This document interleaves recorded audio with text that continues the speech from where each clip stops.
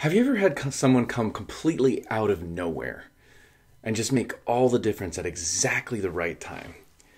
I'll always remember getting stuck in the middle of the road and then trying to push my car off and all of a sudden feeling like I have super strength. And then I turn around and look and somebody's pushing my car off the road. And then, like, once we get it off the road, they're like, hey, thanks. And then they're just immediately off because they got other things to do. But that moment of like, what? Like somebody saw me? Somebody recognized like what happened? And they did something about it. It's unbelievably powerful. Or say you forget your wallet and you're trying to check out and someone's like, hey, here's a few bucks.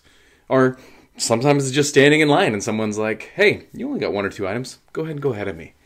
You're like, wow. Somebody saw me in that moment. Somebody recognized me in that moment. Somebody saw who I am, what my situation was, and what my needs were. And through just purely the goodness of their own heart, they looked out. They did something new. They did something different. Today, I'm going to talk about the power of kindness. I'm going to talk about how it's an idea that really needs reframing incredibly badly. I'm going to talk about kindness and the virality of kindness and what it does to like move beyond us. And I'm going to talk about how kindness and niceness are two different things and that it's very important that we get a sense of the difference and that we move towards kindness and be wary of niceness, especially as inclusive activists. So first point, let's check it out. All right, kindness. So I think kindness gets an incredibly bad rap, especially these days. I mean, you see meanness, pettiness, hate, anger all the time. It's everywhere. It's constant, especially with like in politics. You don't see a lot of space in kindness. I really wish Marianne Williamson, she was a Democratic contender for the presidency, would have got a little bit more of a shake. Because I think she had something I think we really need. And that was like a sense of like higher spirituality. It was a sense of kindness that I think we all badly needed. And then I think that we all could have really resonated with if we were to really own that idea. But I think kindness, I think it's seen as weak. I think it's seen as something that naive people do. I think it's seen as something that is not really relevant anymore. I think people just kind of shit on kindness. And it really pisses me off because being kind is not naive. It's actually the opposite of naive. Naive is walking around in the world and doing things and not knowing better. Kindness is knowing your situation, knowing your circumstances, and being aware enough to see other people's situations and circumstances and just taking a second to do something for them, right? It's also seen as weak. And I don't understand how helping someone in a time of need is weak. That seems the opposite of weak. That seems conscientious. It seems strong. It seems powerful. It seems empowering. It seems amazing, right? Like when you really look at what kindness is and what kindness can do. Kindness is amazing because it sees someone in a space and place where they could use some assistance, and through no communication, nothing, like just seeing and noticing it, you do something and you change that person's situation and you change that person's circumstances. And just because you make this choice, you change that person's entire life, entire moment, because you are strong and you, in the moment, see the ability to rise to the best of us. I think when I think of kindness, I think Jesus Christ gave us amazing examples of the power of what kindness can do to completely reframe or reshape an idea in a whole new and in a whole different way. Like that whole idea of turn the other cheek. When someone slaps you in the face, turn and offer them the other cheek. I mean, the power of something like that. If someone were to slap you and you were to be like, oh man, you're so hurt. You're so upset. Here's my other cheek. Why don't you hit that one too? That's powerful. Like, what an amazing way to get someone to reflect on who they are or what they're doing. And Jesus gives us a lot of wonderful examples of kindness. You know that saying, go the extra mile? You know where that comes from? Well, back in the day, in the Christianity days, a Roman soldier could force you to carry his pack for a mile whenever they wanted. They could be like, hey, I don't care what you're in the middle of. Here's my pack. I want you to carry it a mile. So again, to point out the wrongness of the situation, what Jesus says is go the extra mile. Okay, you've gone the mile with their stuff, and they're like, okay, give me your stuff. I'm going to find somebody else to carry it. Like, no. I got another mile in me. Let's go. Let's go that extra mile. Right? And again, it forces the person that's putting you in that situation to really think and see about what they're doing to put you in that situation and what they're doing to put you in that scenario. Kindness is powerful. Kindness is the best of us. Kindness is the power of we showing how much influence it has over the concept of me. And with kindness, yeah, you're going to have to learn how to set boundaries. If you don't know how to set boundaries with your kindness, if you don't know how to take care of yourself first with your kindness, it's going to be easy for someone to come in and take advantage of you. You need boundaries. You need to be able to say, I will do this, but I won't do that. I'll do this much. Like, boundaries are incredible. I need to do a whole podcast on boundaries and why boundaries are important. But with your kindness does need to know boundaries. I know it seems like really excellent and elegant to be like, my kindness knows no boundaries. But if your kindness knows no boundaries, the amount of potential exploitation that you subject yourself to could know no limits as well. I think you want to be around people who reciprocate, who mirror your kindness, who recognize what your kindness can do for others. Now, second point, kindness has this amazing virality when you do it for someone. And that works for a couple reasons. First one is we have these things called mirror neurons. And with these mirror neurons, we see something. And then when we watch somebody do something, we almost feel as though we're doing it. And we have sometimes the same emotional reaction as the person doing the thing. This is why we love to watch sports. Someone scores a touchdown and you're like, woo! Or there's an interception. Yeah! You're so pumped. Because you're watching that person do it, and because mirror neurons is so powerful, you feel like you have done that thing too. That feeling of lostness, that feeling of connected and swept up in that moment. That's the power of mirror neurons, right? And here's the other thing, is when somebody does something for you that's kind, you get this amazing, powerful chemical called oxytocin, and just boom, oxytocin is just flooding into you. You're just feeling and pumping and pulsing the oxytocin all through you. And it's funny because when someone's kind to you, you want to immediately pay them back. But when someone pushes your car off the road, you can't just be like, well, I'm gonna go push your car. It doesn't work like that. It doesn't make any sense. Their car is probably moving. Everything's fine, right? But the oxytocin stays in your system. It's cool because it's a hormone. So it doesn't just immediately go away. While you got all this oxytocin, what happens? You're more apt to cooperate and be kind with someone else. And guess what? When the oxytocin hormone is pulsing through you, and when you tend to do this kind thing, then you get, boom, dopamine. Dopamine, the reward chemical, right? You get dopamine after you help somebody else. They get this rush of oxytocin. They're more likely to help somebody else too. And it's hard because at times in life, we can feel incredibly disempowered. We can feel as though everything's against us. We can feel as though there's nothing we can do to really make a powerful difference with this stuff.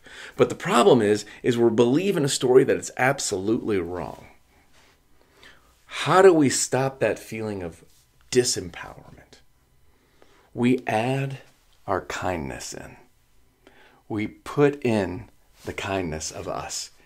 And it's funny because we'll see the world is dark or difficult or impossible to do anything good with. Gosh, I don't know how to add any kindness to politics, but if I can find a way. If I add, think of how powerful it would be for you to add your kindness to a desperate, sad, dark situation. All of a sudden it becomes the light in the darkness. It becomes the thing that was needed. It becomes that special little thing that needed to be added. When you add your kindness to a space, brimming with despair and exploitation, we immediately flip the switch. And what's cool is that switch flips within us, and it has to come with us first, right? We have to be like, all right, I'm going to do something. I'm going to make a difference. I'm going to add my kindness, right? You add your kindness. You add your kindness in a space of darkness. You add your kindness in a space of despair. You add your kindness in a place that needs kindness so much. Boom, right? And you put it out there. There it is. Boom, you release this little gift of kindness. What happens is people see that. They notice that it has an effect. Their mirror neurons are triggered. They start to kind of, like mirror neurons also will to some degree, cue that oxytocin, even if the kindness is not happening to them. You see somebody do something nice, you still want to do something nice, even if the nice thing didn't happen to you. That's how powerful kindness is. And I shouldn't say nice, kindness, because I got to go with my next point with that, right? But then boom, you help this person, they get the oxytocin rush. They may not be able to help you, but they're more likely to help somebody else. The chemicals flowing within them, they're seeing, looking for opportunities to make a difference. They make a difference, boom, dopamine rush, right? Dopamine rush is moving all through them. They're getting all types of rewards. Now they're more likely to keep doing that thing and having more oxytocin flow within them and having more dopamine flowing with them to give it the reward.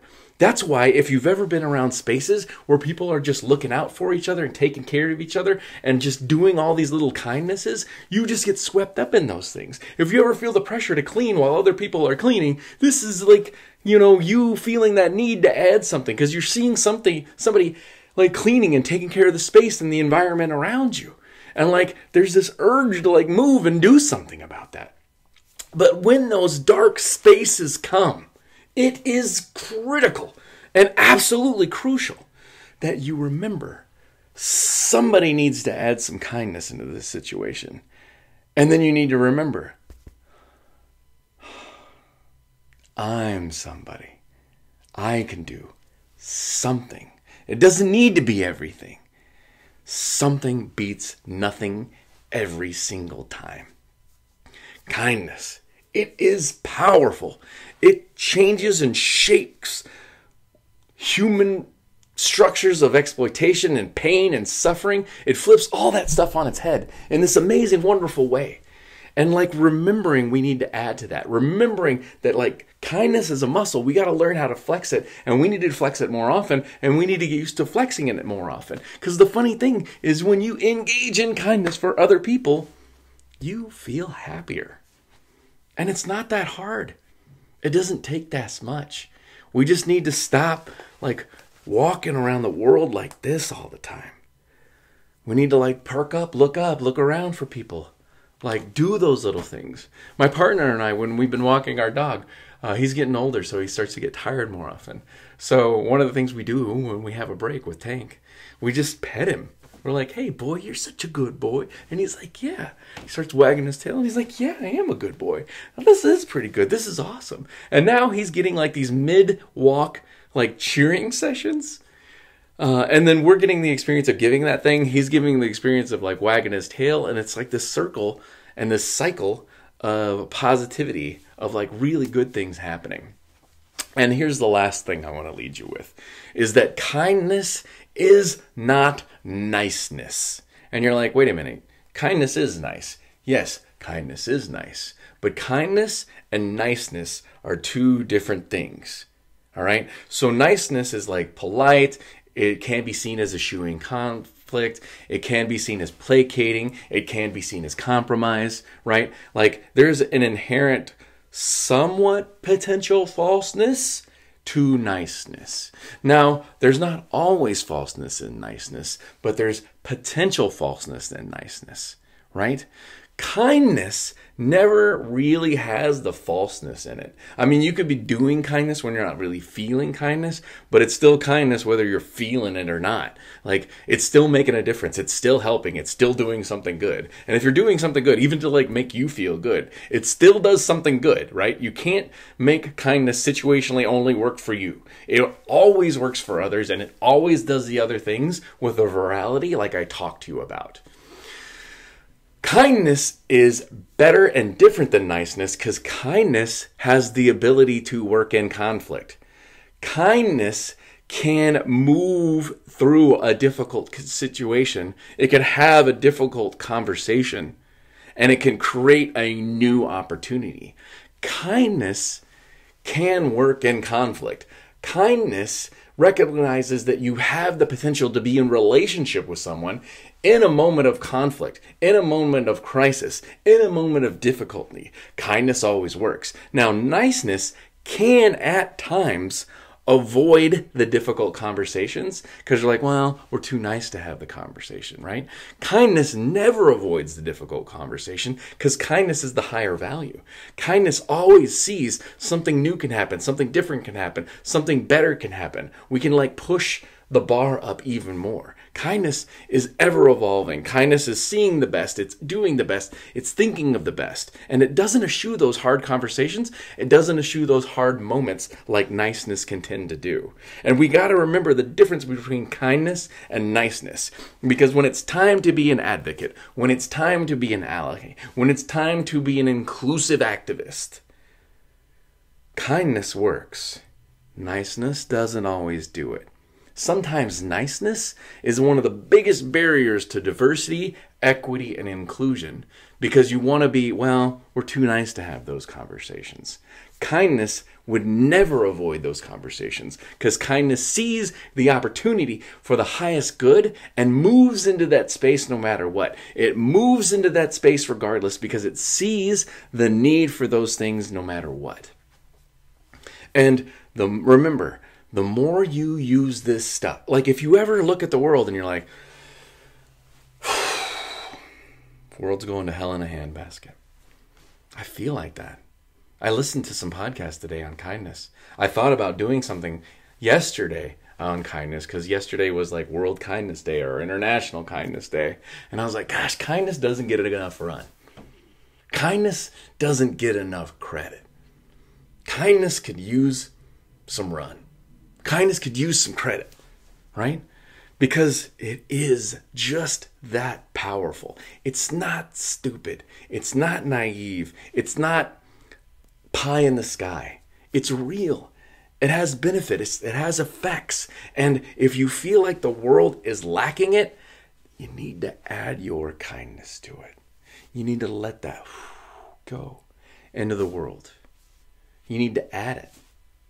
The world needs your kindness. Maybe it's picking up trash when you're walking around. Maybe it's when you see a dog that's lost, you pick it up and you try to find the owner. Maybe it's pushing the car off the street. Maybe it's adding a little bit more change to the take a penny, leave a penny. Maybe it's donating some extra income. A lot of hungry people out there. Meals on Wheels is delivering stuff out to older folks that don't have a lot of income to get some of that stuff done. Like when I heard about the Meals on Wheels and the older folks, I was like, I feel compelled to that thing. Next paycheck next week, that's where some of that stuff's going, right? Know the difference between these concepts and ideas and see that you have something to do. See that there's the potentiality of you adding that stuff. And let's practice the strength of kindness, especially when you get slapped in the face, especially when someone puts you in a situation of discomfort, asking you to go the extra mile. Be like, you know what? I got the kindness for that. I got the kindness to rise to this space. When someone's mean or trying to piss you off, have some kindness. And don't do it here's some kindness. Be like, here genuinely is some kindness. Because it seems like you're hurting. It seems like you're in pain. It seems like if you hate that much, you got to be suffering a whole lot. That person that's really trying to piss you off probably needs the kindness way more than other people do. And I'm not telling you I get it right every time. I mess that up a lot. Way more often than I want to. And especially these days where it feels like I'm just so pissed and I'm looking for something to rain anger down on. What if instead I rained kindness down? Rained it on people. Rained it on animals and plants and the wind and people and everybody I was around. I can rain my anger around, and yeah, anger's got its virality too. But it really doesn't fix much. Doesn't change much. Doesn't make as big of a difference. Kindness, powerful difference. powerful opportunity. And that's what I want you to remember you got. It's right here. It starts here, right? I need some kindness. Then you go to your heart and you're like, yeah, my heart's got some kindness power in it. I can give some kindness now, right? Then you go to your brain, you give the kindness away. And all of a sudden things start changing around you. So with that, this is a short one. I didn't have a lot to give, but I felt like on this one, it was powerful. And I know you might see this title and you're like, kindness, whatever, man. If you see kindness and you think, whatever, man, you're making the same mistake I am. It's powerful. It is strong. And kindness to others is the best of us. Will we rise to those moments or not? So with that, if you've enjoyed the podcast, please share it. If you've got any comments that you want to make on social media, if you want to email me, you can email me at inclusiveactivism@cox.net.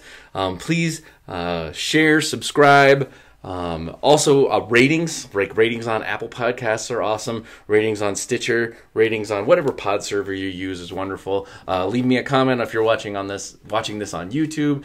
But let me know what your thoughts on kindness is. Let me know if you remembered something with kindness, or if you did something kind for somebody else. God, I'd really like to hear that, because this too was meant to be a kindness to you, reminding the kindness in you, reminding that kindness is there. It's just ready to come out. And that's really why I do this. So please share, rate the podcast, subscribe, and make sure you're not missing anything. Thank you for your time and your ears. And do yourself a favor and do one for someone else. With that, peace and blessings, and I'll talk to you next time.